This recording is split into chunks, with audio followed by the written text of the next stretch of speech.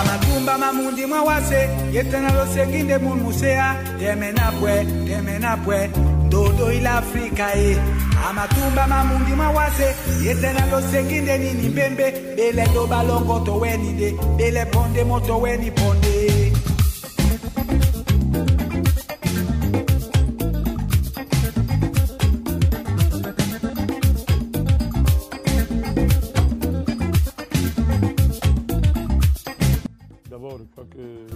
C'est désormais établi. Il y a un problème noir dans le monde. Le monde tel que l'Occident l'a construit, un monde qui postule pour exister que le noir n'est pas un homme. De temps en temps, on lui fait un cadeau d'humanité. On lui fait un cadeau d'humanité. Ça a d'abord été un cadeau pour le développer. Donc il était développable, il y a un cadeau. Maintenant, il est démocratisable. Et maintenant, il est globalisable. Donc, de temps en temps, au départ, on a nié l'humanité du noir carrément. On a dit qu'il n'était pas un être humain. Le noir ne pouvait pas s'asseoir à la table, même table avec les blancs. Et lorsque l'économie et ses mutations ont rendu l'esclavage direct inutile, on a créé l'esclavage indirect, l'esclavage soft. Alors, il peut s'asseoir sur la table avec les blancs, mais à condition qu'on le développe, ou bien qu'on le démocratise. Maintenant, il faut le globaliser. Donc, c'est tout ça. Tout ça démontre qu'il y a un problème noir dans le monde. Donc, ça, c'est un. Maintenant, pour revenir à la question même en tant que telle, oui, construire la mémoire, la redynamiser sous toutes les formes est une donnée majeure pour que le noir retrouve sa conscience historique. Les théories de la réhabilitation du noir, je n'y suis pas, mais je dis qu'il retrouve sa conscience historique. Maintenant, la dynamisation de la mémoire doit se faire avec tous les supports, y compris les supports les plus actuels. Les supports numériques, il faut croiser les supports numériques, les supports livresques, les instruments que nous offre la culture, sur le plan du théâtre par exemple, la production cinématographique, la narration, les contes, tous les supports, n'est-ce pas, que nous peuplons eu inventés dans l'histoire pour résister, et les supports actuels. Donc, je suis de ceux qui pensent fondamentalement que la réhabilitation dynamique de la mémoire historique fait partie des moyens par lesquels on va réanimer l'homme noir. Toute l'histoire est à écrire de nouveau. Toute l'histoire est à écrire de nouveau. L'histoire mondiale, l'historiographie mondiale, dans tous les domaines, est falsifiée. Il est falsifié à tout point de vue. Le noir doit dire son histoire, il doit raconter l'histoire. Pas seulement son histoire, même l'histoire de l'humanité.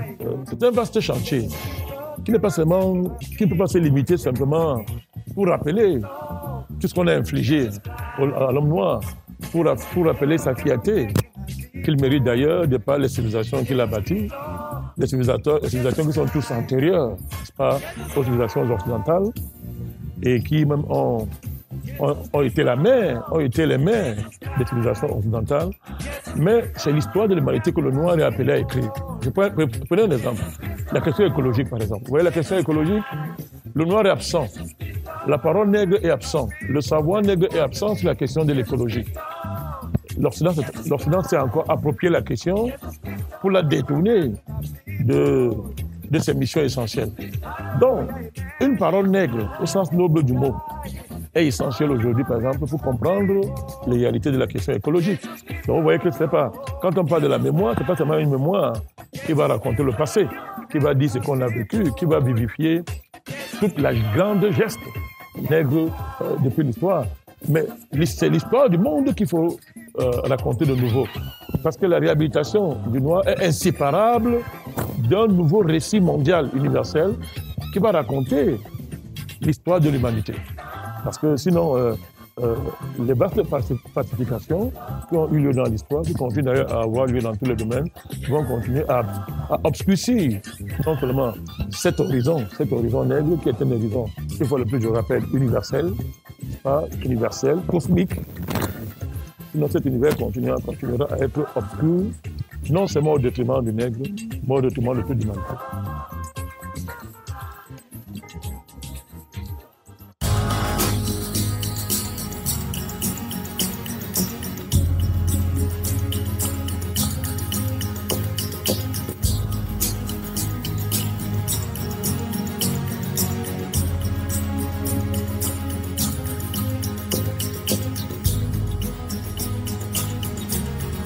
C'est du fondamentalisme traditionnaliste, c'est de l'intégrisme traditionnaliste.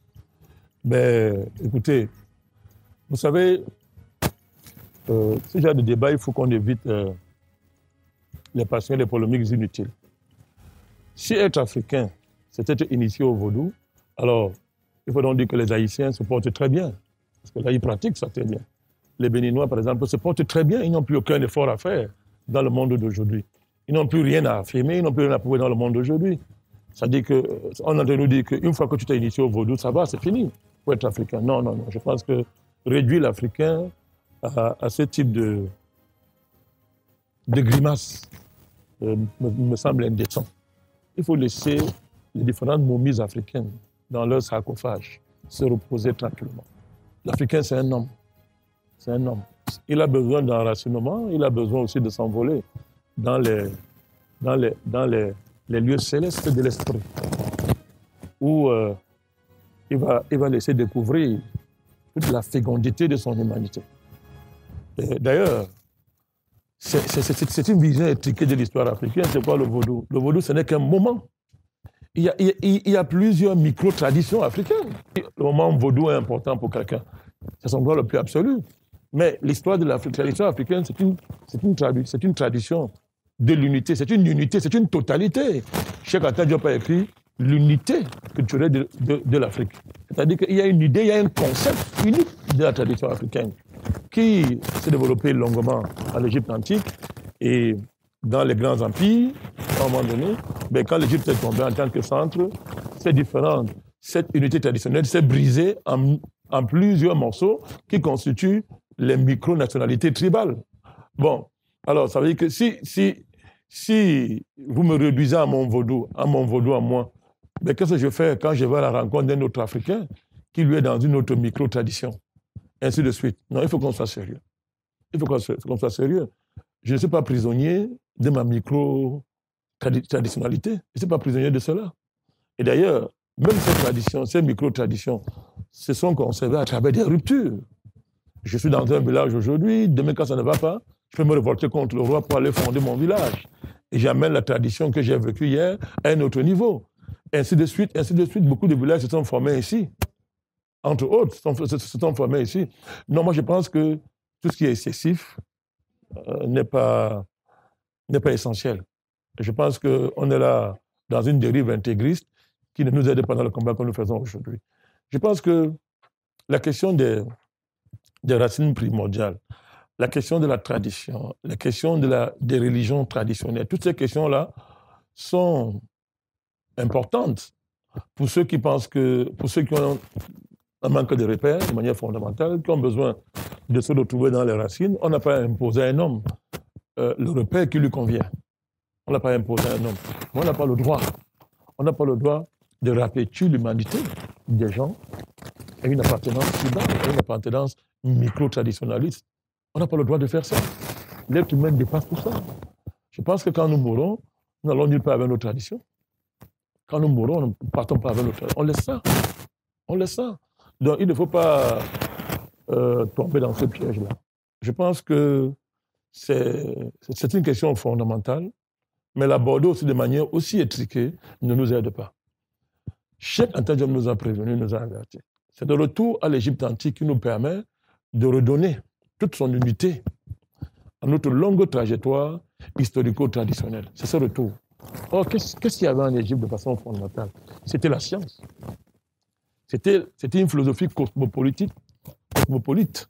C'était une philosophie cosmique. Donc, l'esprit de nos ancêtres se sont envolés très loin, au plus haut niveau, pour penser la philosophie, pour penser la science, pour penser la spiritualité.